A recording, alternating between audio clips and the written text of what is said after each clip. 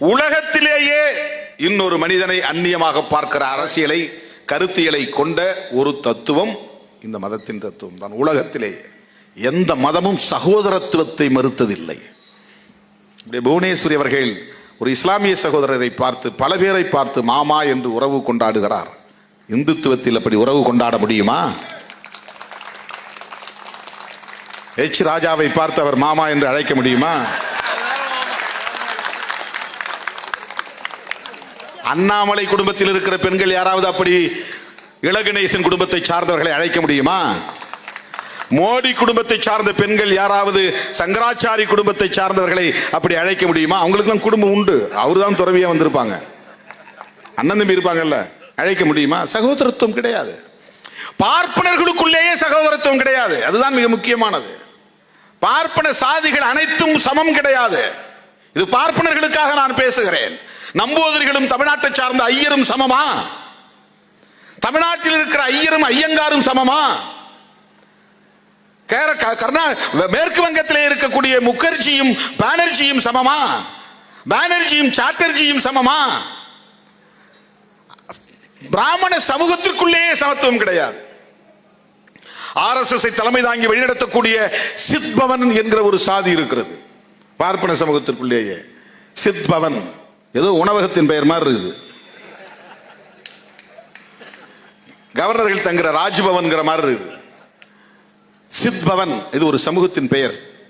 அது கோல்வாக்கர், வீர சவார்கர், ஹெட்கேவார் இவங்கெல்லாம் அந்த சமூகத்தை சேர்ந்தவங்க தான். இன்றைக்கு இருக்கிற மோகன் பகவத் வரையில அந்த குறிப்பிட்ட ஒரு சாதியை சார்ந்தவர்கள் மட்டும்தான் RSS இயக்கத்தினுடைய தலைவர்களாக இதுவரையில் பொறுப்பேற்று வந்திருக்கிறார்கள். இடையில யாரோ ஒருத்தர் சிங்குன்னு வந்து போயிருக்கிறார், ராஜேந்திர சிங்குன்னு. அவர் கொஞ்ச காலம் தான் இருந்திருக்கிறார். அது எப்படி வந்தாருன்னு தெரியல. யூபிக்காரர். ஒருவேளை அவர் பிராமணரா இருந்து சீக்கியத்துக்கு மாறினாரோ என்னவோ தெரியல. ஒரே சமூகத்தை சார்ந்தவர்கள் மட்டும்தான், சித்பவன் சமூகத்தை சார்ந்தவர்கள் மட்டும்தான். காஷ்மீர்ல பண்டிட், குஜராத்ல பட்டேல், உத்தரப்பிரதேசத்துல மிஸ்ரா. அவங்க எல்லாம் பிராமணன் அர்த்தம். பட்டேல் வந்தா பிராமன். நிறைய இப்படி சொல்லிக்கொண்டே போகலாம். இந்த பிராமணர்களுக்கு இடையிலே சமத்துவம் கிடையாது, அவர்கள் சகோதரத்துவமும் கிடையாது. நம்பூதிரி வீட்டுக்குள்ள சரன்னு ஒரு வைணவ ஐயங்கார் போயிட முடியாது. வயசுல திண்ணையோட உட்கார வச்சுதான் பேசிட்டு அனுப்புவாங்க. அந்த வேறுபாடு இருக்கிறது. அதுல அவங்க இன்னும் பெருமையா சொல்லிக்குவாங்க, பிராமணர்கள்லேயே பூஜை செய்யக்கூடியவர்கள் எல்லாரும் பூஜை செய்ய முடியாது, பூசாரியா வர முடியாது. பூஜை செய்கிற பிராமணர் வேற, ஈமச்சடங்கு செய்கிற பிராமணர் வேற. ஈமச்சடங்கு செய்கிற பிராமணர்களுக்கே ஈமச்சடங்கு செய்கிற பிராமணர். அதுல போய் யாரு அந்த ஈமச்சடங்கு பிராமணர் அல்லாதவர்கள் செய்ய முடியாது. பிராமணர்கள் தங்களுடைய குடும்பத்தில் யாராவது துக்கம் விழுந்து விட்டால், இழவு விழுந்து விட்டால் அவர்களுக்கு செய்ய வேண்டிய காரியங்களை, சடங்குகளை, சம்பிரதாயங்களை இன்னொரு பிராமணரை வைத்துத்தான் செய்வார்கள். அந்த பார்ப்பனர்களுக்கு பெயர் சவுண்டி பார்ப்பனர். சமையல் தொழில் செய்யக்கூடிய பார்ப்பனர்களுக்கு வேறு பெயர், பூஜை தொழில் செய்யக்கூடிய பார்ப்பனர்களுக்கு வேறு பெயர். கோவில் கருவறையிலே நின்று பூஜை செய்யக்கூடிய பார்ப்பனர்கள் சவுண்டி பார்ப்பனரோடு உறவு வைத்துக் கொள்ள முடியாது.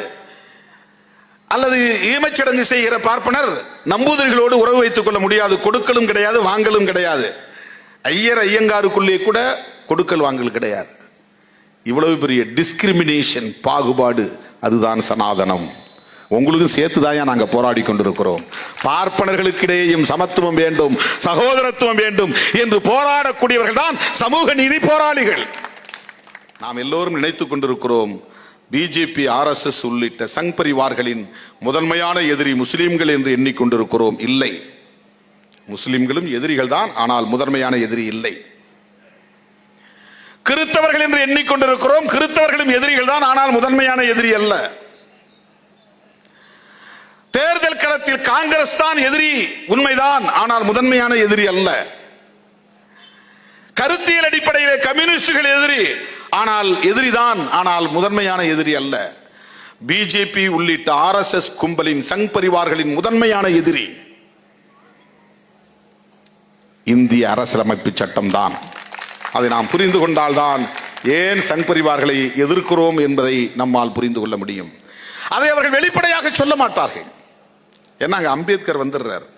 வேற யாராவது எழுதியிருந்தா கூட, ஒரு கிறிஸ்டியன் எழுதியிருந்தா அது கிறிஸ்டியன் எழுதிய சட்டம் சொல்லியிருப்பான், ஒரு முஸ்லீம் எழுதியிருந்தா இது முஸ்லீம் எழுதிய சட்டம் சொல்லியிருப்பான்.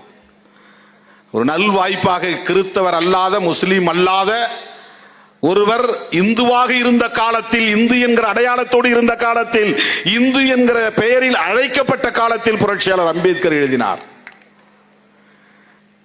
அந்த கமிட்டிக்கு அவர் சேர்மனா இருந்தார். 7-8 பேர் 9 பேர் இருந்த கமிட்டி, யாரும் ஒத்துழைப்பு கொடுக்கல, அவரே எழுதி முடித்தார். அந்த சட்டம் ஆயிரக்கணக்கான ஆண்டுகளாக இங்கே நிறுவப்பட்டிருக்கிற, நிலைப்படுத்தப்பட்டிருக்கிற, கோலோச்சி கொண்டிருக்கிற சனாதன சமூக கட்டமைப்பை மெல்ல மெல்ல தகர்த்து கொண்டிருக்கிறது, சிதைத்து கொண்டிருக்கிறது. இது அவனால் மட்டும்தான் புரிந்து கொள்ள முடிகிறது, நம்மால் புரிந்து கொள்ள முடியவில்லை. நாம ஏனோதானோ இருக்கிறோம். இந்த சட்டம்தான் புரட்சியாளர் அம்பேத்கர் படை கட்டவில்லை, பயிற்சி கொடுக்கவில்லை, ஆயுதம் ஏந்தவில்லை, ஆயுதம் ஏந்துங்கள் என்று யாருக்கும் கட்டளையிடவில்லை. அவர் எழுதிய அரசியலமைப்பு சட்டத்தின் முகப்புரையில் சொல்லப்படுகிற தத்துவம் இருக்கிறதே, கொள்கை இருக்கிறதே, அது பழைய இந்தியாவை உடைக்கிறது, தகர்க்கிறது. சமூக நீதியின் மூலமாக அதில் சொல்லக்கூடிய இந்த 4 சொற்கள் தான் முக்கியம். 4 வகை படையை போல, ரத கஜ துரக பதாதின்னு சொல்லுவாங்க அந்த காலத்தில். காலாட்படை, யானைப்படை, குதிரைப்படை என்று சொல்வார்கள். அதுபோல justice, liberty, equality and fraternity, இந்த 4 சொற்கள் தான் முக்கியமானவை. தோழர்களே, இப்படிப்பட்ட இந்த பாகுபாடுகள் நிறைந்த சனாதனத்தை எதிர்த்து படை கட்டவில்லை, பயிற்சி கொடுக்கவில்லை, ஆயுதம் ஏந்தவில்லை, அவர் உருவாக்கிய அறிவாயுதம் தான் அரசமைப்பு சட்டம். அந்த அரசமைப்பு சட்டத்தை முதன்மை எதிரியாக கருதுகிற கும்பல் டிராஃப்ட் கான்ஸ்டிடியூஷனை போட்டிருக்கிறார்கள். அதில் அவர்கள் சொல்லுகிறார்கள், இந்தியாவின் தலைநகரமாக இனி டெல்லி இருக்காது, வாரணாசி என்கிற காசி தான் இருக்கும். இந்தியாவின் பெயர் இந்து ராஷ்டிரமாகும், இந்தியாவின் தலைநகரம் வாரணாசி ஆகும். இந்தியாவில் இனி வரப்போகிற ஆட்சி நிர்வாகம் ஜனநாயக முறைப்படி இருக்காது, வர்ணாசிரம முறைப்படி இருக்கும்.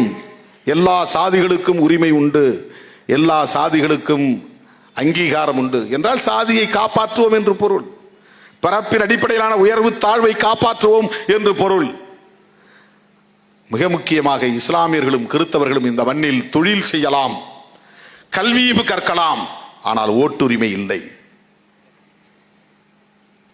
2024 ஒருவேளை தப்பி தவறி பாரதிய ஜனதா மீண்டும் ஆட்சிக்கு வருமே ஆனால், தோழர்களே எழுதி வைத்துக் கொள்ளுங்கள், ஒரு நள்ளிரவிலே நரேந்திர மோடி திடீரென்று தொலைக்காட்சியிலே தோன்றி 500 ரூபாய் நோட்டுகளும் 1000 ரூபாய் நோட்டுகளும் செல்லாது என்று அறிவித்ததை போல அடுத்து 2024க்கு பிறகு பாரதிய ஜனதா ஆட்சிக்கு வருமேயானால், ஒரு நள்ளிரவில் தொலைக்காட்சியில் தோன்றி இவ்வளவு நாள் நடைமுறையில் இருந்த அரசியல் சட்டம் செல்லாது, மனு தர்மமே இனி இந்தியாவின் அரசியல் சட்டம் என்று சொல்லுவதற்கு வாய்ப்பு இருக்கிறது. அந்த ஆபத்து நம்மை சூழ்ந்திருக்கிறது. 2024க்கு பிறகு இந்திய அரசியல் சூழல் மாறப்போகிறது. 2024க்கு பிறகு தமிழ்நாட்டு அரசியல் சூழலும் மாறுவதற்கு வாய்ப்பு இருக்கிறது. ஆகவேதான் அவர்கள் தமிழ்நாட்டையும் கேரளாவையும் குறிவைத்திருக்கிறார்கள்.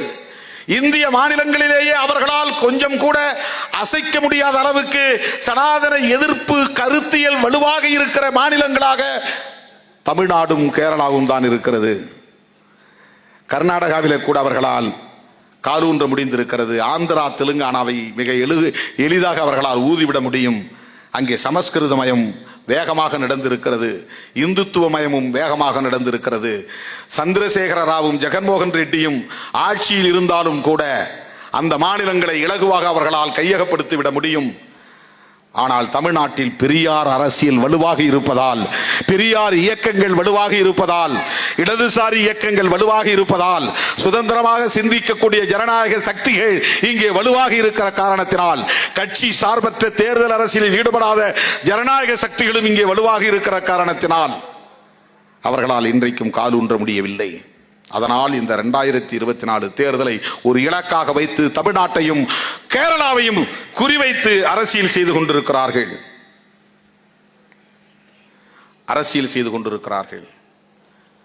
அருமை தோழர்களே, இதுக்கு நாம் என்ன செய்ய முடியும் என்று நீங்கள் நினைக்கலாம். சாதிக்க முடியும். பெரியார் தன்னுடைய அரசியல் பயணத்தை தொடங்கிய காலத்தில் 100% பேர் கூட அவருடைய கருத்துக்கு ஆதரவாக இல்லை. பெரியார் இந்த அரசியல் பிரச்சாரத்தை மேற்கொண்ட அந்த காலகட்டத்தில் 1925க்கு பிறகு அவர் நீதி கட்சியிலே சில ஆண்டுகள் இருந்தார். 1944 திராவிடர் கழகத்தை உருவாக்கினார். அதிலிருந்து உருவானதுதான் திராவிட முன்னேற்ற கழகம். பெரியார் 1940களிலே தீவிரமாக இந்த பிரச்சாரத்தை செய்த போது தமிழ்நாட்டில் அவருக்கு ஆதரவாக 1% பேர் கூட இல்லை. ஆனால் இன்றைக்கு இதை பெரியார் மண் என்று சொல்லக்கூடிய அளவுக்கு இவ்வளவு பெரிய மாற்றம் நிகழ்ந்திருக்கிறது என்று சொன்னால் பாரதிய ஜனதா உள்ளிட்ட சங் பரிவார்களை தமிழ்நாட்டில் இருந்து ஓட ஓட விரட்டி அடிக்க முடியும். இந்திய அரசியலில் இருந்தே விரட்டி அடிக்க முடியும். இந்திய தேசத்தையும் இந்திய மக்களையும் காப்பாற்ற வேண்டுமானால் சங் பரிவார்கள் மீண்டும் ஆட்சிக்கு வருவதை தடுத்தே ஆக வேண்டும். எல்லா வேலையும் ஒதுக்கி வைத்துவிட்டு ஜனநாயக சக்திகள் ஒன்று சேர வேண்டும். நான் அவனோட சேரமாட்டேன், இவனோட சேரமாட்டேன், அவனுக்கு எனக்கு சண்டை, அவன் கிள்ளி விட்டான், அவன் சுரண்டி விட்டான், அதெல்லாம் இந்த 2024 தேவையே கிடையாது. எவ்வளவு முரண்பாடுகள் இருந்தாலும் பாரதிய ஜனதாவை தனிமைப்படுத்த வேண்டும். அனைத்து ஜனநாயக சக்திகளும் ஒன்று சேர வேண்டும்.